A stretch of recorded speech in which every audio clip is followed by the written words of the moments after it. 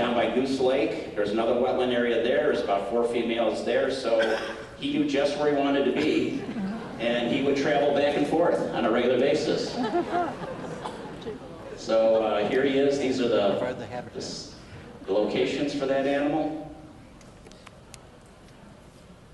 And once again, so there's Sand Ridge there, and there's Romeoville over there. So this is what we would expect to see.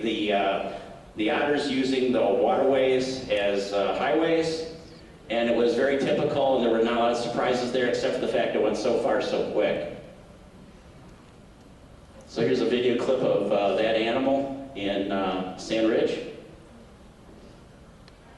There he is right there.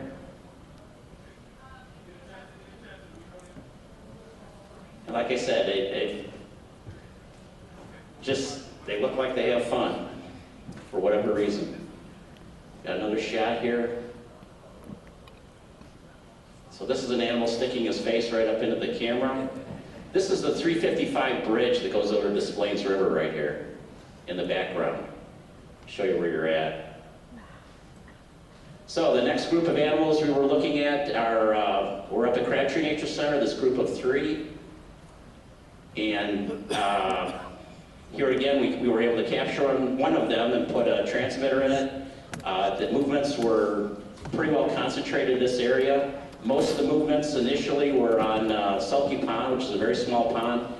I've been doing turtle monitoring at that site for over 20 years, so I basically know every single turtle in the pond, other than the animals that are recruited that year.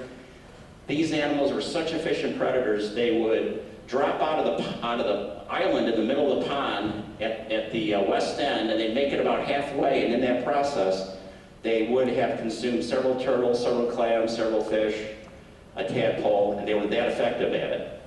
So they only had to move about 30 meters down the island, and they were full. They'd go back up on the island, and they did that for months. Well, the next year when I went in to do the turtle project, every single turtle less than about 5 inches carapace width was gone. Many people got to see the otters come up with a turtle, a live turtle, and hold it and just munch on it like a potato chip, including a group of school kids that were just berserk, as you might imagine. So this shows this is where that otter slow motion video was taken.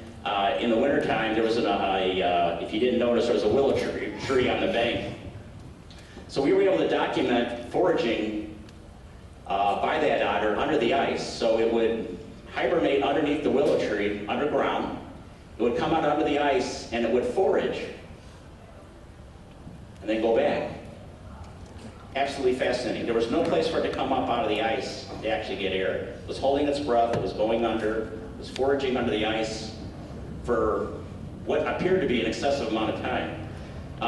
The animal moved around the system of waterways at the Nature Center, nothing too surprising there. Then one day they up and left. So here's Crabtree Nature Center here. They went up into private property up here. They crossed Route 59, they crossed railroad tracks, they dumped into our newest holdings. This is the Horizon Farms here. And then they ended up in Spring Creek, where they spent about a month. They came back to Crabtree. Now here again, they're moving over land. They're not moving through waterways. So these guys are negotiating uplands. So this is in a matter of several days, and now they're down in Hoffman Estates Inverness on private property down here, feeding in a marsh. So this is all information that we didn't have before because we used telemetry. And it's essential to understanding what's going on. Prior to this part of the study, we had looked at animals that were in the area. We were able just to follow the tracks, and we were able to document the fact that they were scavenging. They were actually going up onto Gulf Road, pulling down possums of all things, into an area you could see where they were ripping apart and they were eating them. So, very unique strategy of an animal in an urban setting. So if you take a better look back and out, there's a whole series of ponds both on and off the Forest Preserve property that these guys are utilizing. So we try to get ahead of them and put up trail cams, and sometimes we get lucky This is on a muskrat mound in a marsh a couple miles away. So if you really want to understand what they're eating, you need to use radioisotope analysis. So what we're in the process of starting right now, if you saw the coyote program, we've teamed up with a researcher out in New Mexico. We're using whiskers to understand week by week what the otters are actually consuming. The problem with fecal analysis and stomach analysis is you lose a lot of the soft foods that they consume. With the whisker analysis, you pick up everything. So this is something that we'll be using going forward. We'll be able to discern what the animals are consuming. We're going to go through this real quick. Can you push all the way through to the end there? Here we go. We'll end with a couple of video clips here.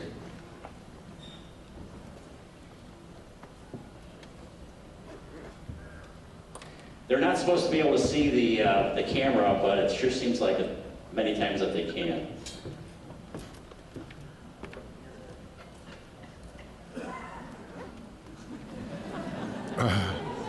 There's actually 4 otters in this video clip. There's 2 back in the water.